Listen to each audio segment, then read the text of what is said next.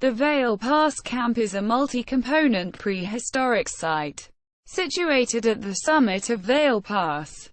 Elevation 3,224 meters, 10,577 feet. Building 1981, just below the timberline in Colorado. The camp was occupied for over 7,000 years, inhabited by various North American aboriginal groups, and is the first open lithic-scatter site. 33 radiocarbon dates were obtained, ranging from 7,320 B.P. to 190 B.P. Building 1981. 12, with most, all but 6, dating to the last 3,000 years.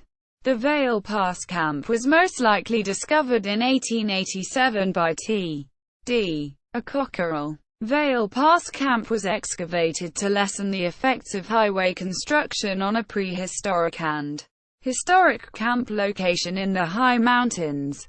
The excavated portion of the site covers an area of 453 square meters, 4,880 square feet. 72 archaeological features and 988 tools were discovered which have been comprehensively analyzed. Overall, this site has allowed for questions regarding high elevation prehistoric sites to be answered, surrounding area and climate. The Vail Pass Camp is 200 meters west of I-70 on the Rocky Mountains. The subalpine forest provides a moist environment with an abundance of vegetation and game animals.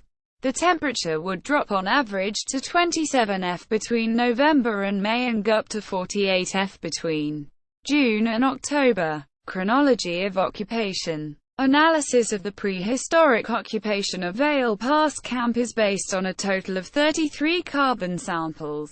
These samples provide a consistent range of dates and can be separated into 7 distinct groups, plus 2 dates that do not have a close association with any of the groups.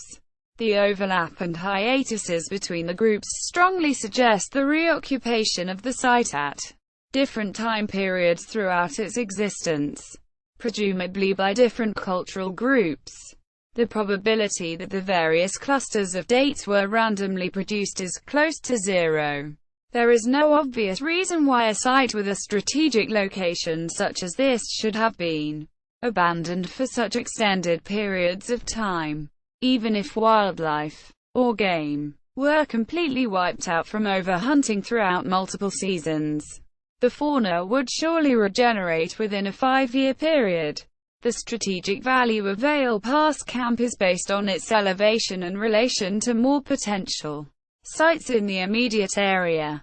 There is evidence of another smaller site of the summit of Vail Pass Camp that may help to explain the cluster dates. This smaller site also opens up the possibility of there being multiple buried sites within the area. The Engelmann spruce tree that provided the carbon dates may also help to explain the clustered sequence. The Engelmann spruce is important because it provides us with information about the availability of firewood, a necessity at a camp in high elevation. With this in mind, it becomes a possibility that the date clusters may represent the complete use of a particular tree, followed by the complete use of another tree at a later time. Therefore, the unmistakable clustering of the dates reflects a pattern of cultural use, as opposed to natural phenomena. In other words, the site was not abandoned because of weather or climate, but rather because the humans had exceeded their resources in that region and would have to wait long periods for regeneration. Cultural materials. A wide array of materials was found at the Vail Pass Camp. Below is a list of items found with descriptions and analysis accompanying them. Projectile points. 304 projectile points were found, with 116 of them being taxonomically diagnostic. There are a number of notching and hafting styles on the points. This in turn provides a timeline for the inhabitants that were there and consistent with the technologies used in the Northwest Plains. This represents expansion and contraction of cultures across a specific area. Points found represent a number of periods. These are Paleo-Indian, Altithermal, McKean Techno-Complex, Duncan, Hanna, Summit-Stemmed, Gypsum, Pelican Lake, Upper Republican, Late Prehistoric, and Avonlea. This helps provide a timeline to the occupation of the Vail Pass Camp. Knives. The knives found were either made from flakes or from small cores. In addition, some knives were hafted while others were handheld. While the knives have similar characteristics to scrapers, they were distinguished through morphological analysis. Many of the items found have been heavily worn out and are only fragments of larger tools. The knives could be used for a number of tasks such as cutting and chopping. Further, wear on the knives can also provide clues for how they were used.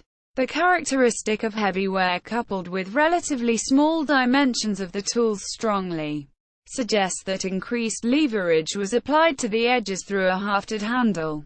Quote, Gooding 1981. Scrapers.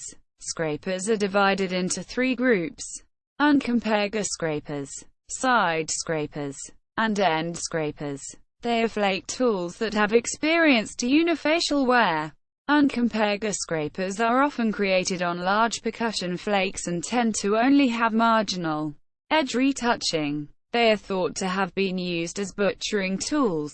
The side scrapers, picture to the right, were only created on their lateral edges, and most wear is found on the dorsal exterior of the tool. It is thought that this tool was imported from a tool kit and was not made on site. The end scrapers were the second most abundant tool found at the camp. They are made from more narrow flakes that come off of larger cores. Raclettes. These are special kinds of scrapers than were common with Paleo-Indians, but from the Vail Camp Pass excavation, were radiocarbon dated into the Archaic period. They were made from specific flakes and were retouched to produce a wide flake with a very thin cross-section. The raclette was then attached to a split haft handle to be used as desired. Drills.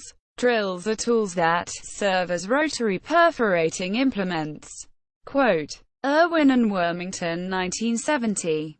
Types of drill found are plain shafted drills, flanged, and modified flakes. Plain shafted drills aren't well documented and were projectile points that were reworked.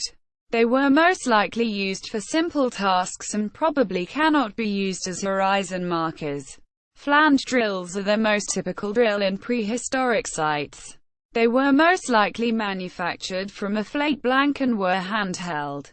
The modified flakes were probably used as a hafted tool and had steep edge retouch. The modified flakes were the only one to demonstrate drill wear in that rings are noticeable on the drills with actual use as a drill. Gravers. 11 gravers were found at the site. They are defined as a unifacially retouched projection on a flake or modified biface. They are larger than spurs and are used to incise materials such as wood, hide, and bone. Beaks. 11 beaks were recovered from the Vail Camp Pass. They are made from flakes with a little unifacial retouch and edge work. Beaks look similar to scrapers in that they have been given an edge surrounding their circumference. They were unifacially utilized tools and were most likely manufactured on purpose, most likely used to back a projection and served as a scraper. Microblade. One specimen was recovered at the site. The function of the blade is unknown. Presumably a cutting tool of some variety. The recovered blade is 29 mm long and 6 mm wide.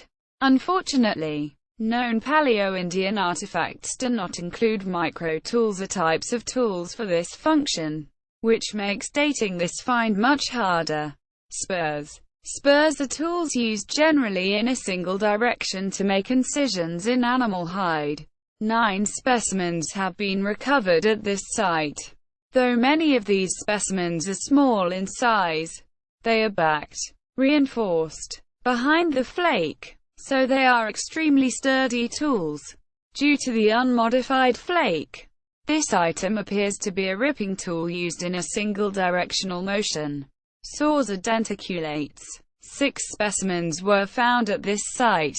The principal characteristic of the denticulates is the serrated edge, suggesting a function in shredding fibers. However, their effectiveness in certain aspects of butchering is also a possibility. The wear on the edge of the tool represents back and forth directional motion. Notches, spoke or shaves. 14 specimens were recovered at this site. The notches all appear to be manufactured on unmodified flakes or discarded fragments. They are all of a rather consistent size, measuring on average at 4.8 mm in diameter. The various aspects of wear on single flakes indicate multiple-purpose utilization. Burins. 8 specimens were recovered at this site. 4 of the specimens are on retouched flakes, and 4 of them are on biface fragments.